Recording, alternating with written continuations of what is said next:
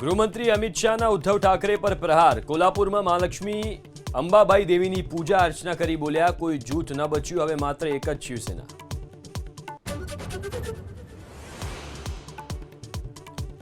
કાલે યોજાનારી રી-નીટની પરીક્ષાને લઈને તૈયારીઓ સખ્ત। એનટીએ તૈનાત કર્યા 2 લાખ કર્મચારીઓ। આજે દેશભરમાં પરીક્ષાની તૈયારીને લઈને યોજાઈ મોક ડ્રીલ।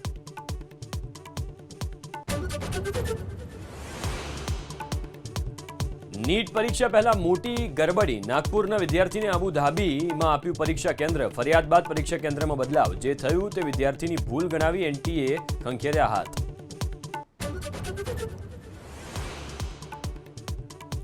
રામ મંદિરમાં ચડાવવાની ચોરી કેસમાં મોટી કાર્યવાહીની તૈયારી। ટ્રસ્ટમાંથી કેટલાક સદસ્યોને હટાવવાનો સૂત્રોનો દાવો। તપાસ બાદ એસઆઈટી કરશે ફરિયાદ। આરોપીઓને મોકલાશે જેલ હવાલે।